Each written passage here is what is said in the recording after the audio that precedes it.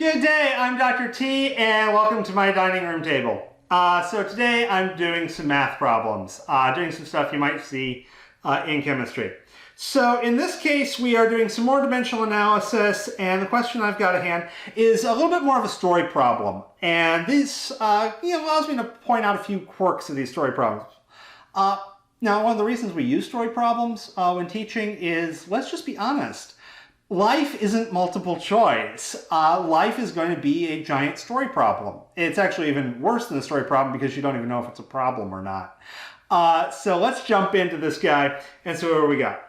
Okay, so I've got a dose of antibiotic of, I think I got some grammar issues here. A dose of antibiotic of 3.85 milligrams per kilogram of body weight has been prescribed to treat an infection in an infant weighing 9.35 pounds. The antibiotic is administered in a solution containing 8.296 milligrams per milliliter antibiotic. What volume of antibiotic solution that would be needed? What volume of antibiotic solution, would be needed to be administered to the infant? Okay, I've got to work on some of my questions. Okay, so let's look at a couple of things. Things I want to start pulling out. What do I know? What conversion factors do I have just right off the bat? And hopefully that this can be useful for me. So right off the bat, I know I have 3.85 milligrams biotic over 1 kilogram infant. Calling that baby. Let's see.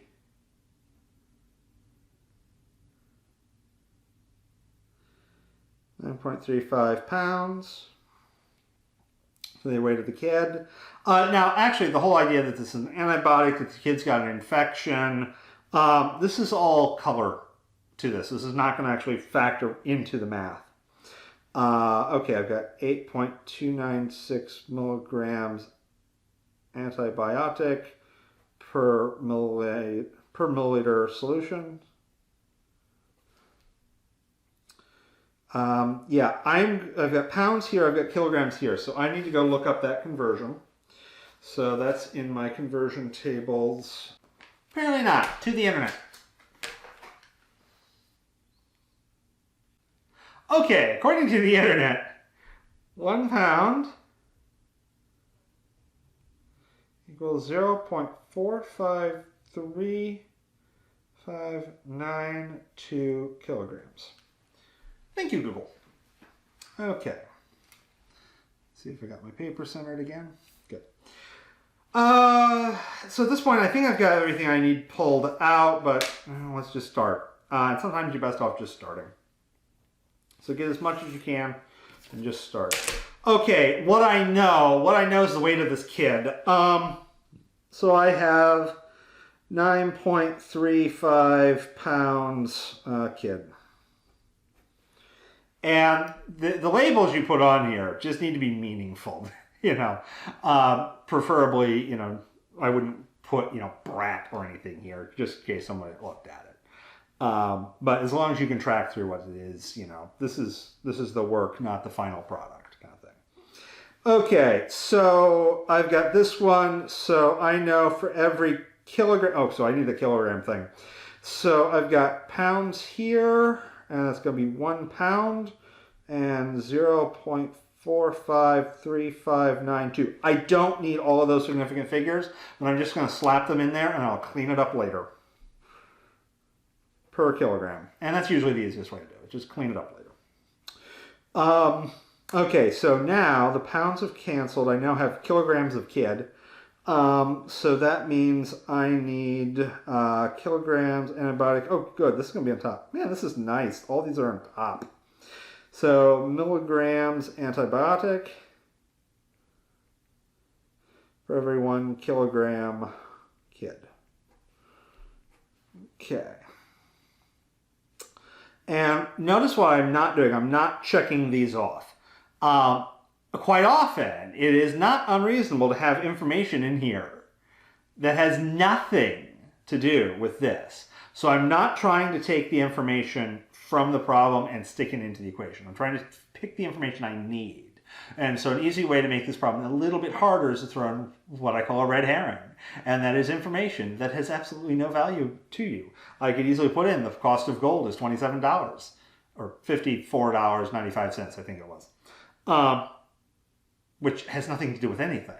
So be careful trying to fit everything in. That's not usually a good strategy, because quite often I will throw in information here that is either completely irrelevant, or what you might find is information that is technically required. So if we're doing a density problem, really I should be telling you the temperature.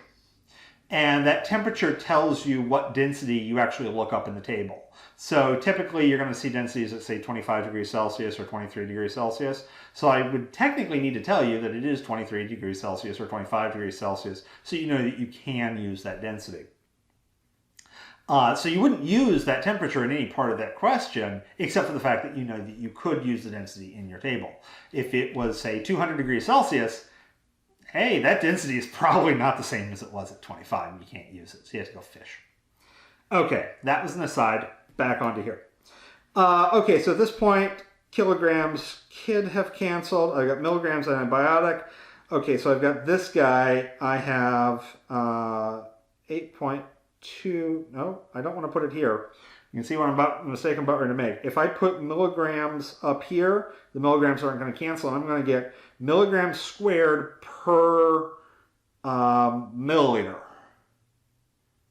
That doesn't make any sense, because it doesn't make sense. It's a non sequitur. So that goes away. By the way, that was not planned. So yeah, that just goes away. That box doesn't exist. I'm going to redo this. So I need to put what I want by what I got. What I got is milligrams. So I'm going to put my 8.296 milligrams antibiotic over my 1 milliliter, should have put a 1 there, solution.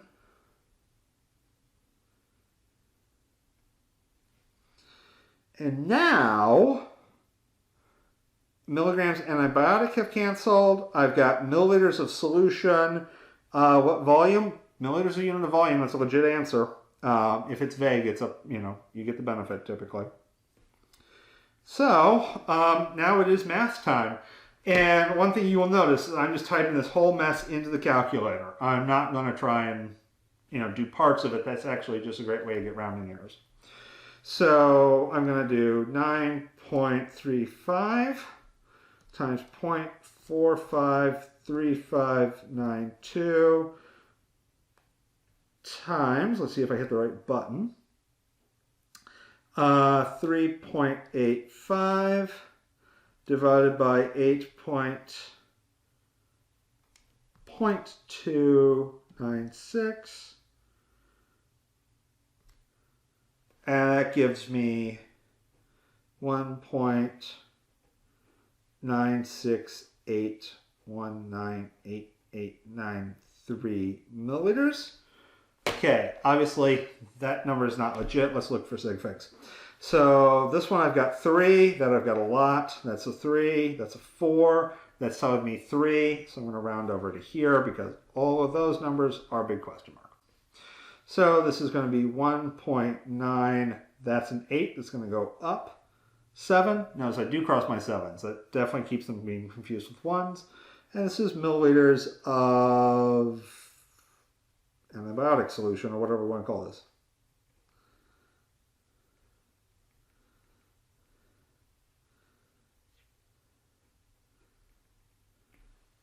Okay, and if I wanted to be fancy, I could box my answer. Okay, so, yeah, there was a dimensional analysis problem, and have fun with chemistry. Have a wonderful day.